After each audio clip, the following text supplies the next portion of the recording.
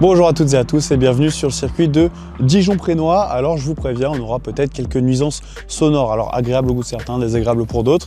Donc vous connaissez peut-être ce circuit pour la bataille mythique entre René Arnoux et Gilles Villeneuve en 79, mais aujourd'hui on est là dans un tout autre contexte puisque du 23 au 26 avril aura lieu le Prestige Auto de Beaune, donc un salon exceptionnel avec des voitures d'exception, des hypercars, des supercars, Ferrari, Lamborghini, Aston Martin, Alpine, bref, des voitures qui font rêver, des voitures pour les passionnés d'automobile et aussi de sport automobile. Mais c'est pas tout puisque cette 5e édition sera marquée par la présence d'un ambassadeur exceptionnel, Sébastien Loeb, 9 fois champion du monde de rallye, mais aussi Harry Vatanen qui lui a été champion du monde de rallye en 1981. Donc à cette occasion, Sébastien Loeb présentera quelques-unes des voitures les plus marquantes de sa carrière, notamment celles avec lesquelles il a été champion du monde de rallye. Donc on aura ses véhicules exposés, des interviews, des séances de dédicaces, vraiment tout pour faire rêver les fans d'automobile. Et donc dans cette vidéo, eh bien, Sébastien Loeb répondra à nos questions sur sa carrière, sur l'événement Prestige Auto Beaune, sur les voitures qui ont marqué son immense carrière. Et puis nous, eh bien, on aura la chance de faire un petit tour de circuit à bord de la Renault RS01 avec Sébastien Loeb. Et attention spoiler, ça envoie. Premièrement, on va parler de l'endroit, le circuit de Dijon-Prenois. Est-ce que vous pouvez nous dire en quoi il est particulier pour vous, ce qu'il représente dans votre carrière et dans votre vie générale? Déjà dans ma vie générale, c'est un circuit sympa qui est pas très loin de chez moi parce que moi je fais un peu de circuit de temps en temps pour m'amuser, même peut-être plus souvent en moto qu'en voiture, mais voilà, donc c'est un circuit qui est assez accessible. Je vais pas forcément faire 1500 km pour aller sur un circuit, donc il y a ce côté-là qui est sympa. Après, c'est aussi le premier circuit sur lequel j'ai roulé dans ma vie en fait, avant de faire du sport auto, quand je m'entraînais pour le rallye jeune. Et ben, on m'avait donné l'opportunité de venir tourner ici et donc j'avais fait mes premiers tours de roue ici, ce qui reste des super souvenirs. Alors vous serez ambassadeur et l'un des gros événements du Prestige Auto Beaune, donc qui aura lieu du 23 au 26 avril. Qu'est-ce que ça représente pour vous cet événement et puis d'être un ambassadeur et finalement un petit peu une icône de l'événement cette année? Je dirais que c'est une opportunité que Cédric m'a proposée et c'est vrai que j'ai jamais été investi dans ce genre d'événement, etc. Mais ça reste le monde de l'automobile avec c'est des belles voitures et en gros j'aime bien tout ça. Donc je dirais que c'est un plaisir de découvrir un petit peu une autre activité dans le domaine de l'automobile et je pense que le but ça sera de faire plaisir aux gens, c'est de montrer de belles voitures, de belles choses, de profiter de pouvoir réunir mes voitures de rallye, ce que j'avais jamais fait jusque là, donc voilà, je pense que c'est l'occasion de passer un bon moment. Alors justement, le monde de l'automobile est un petit peu en train de changer, un petit peu d'évoluer. Quel est votre regard sur ce changement et est-ce que vous pensez qu'on peut garder la passion automobile intacte à travers ce genre d'événement justement?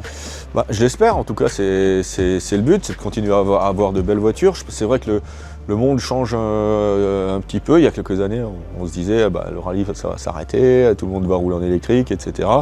On voit que finalement le rallye WRC TDT hybride c'est terminé, on est repassé au moteur normal. Le Dakar on est resté avec des moteurs standards, même s'il y a des efforts qui sont faits au niveau écologique par rapport au carburant, etc. Mais je pense que ça a aussi fait comprendre que les gens aiment quand même l'automobile et qu'on voit aujourd'hui qu'il y a des voitures,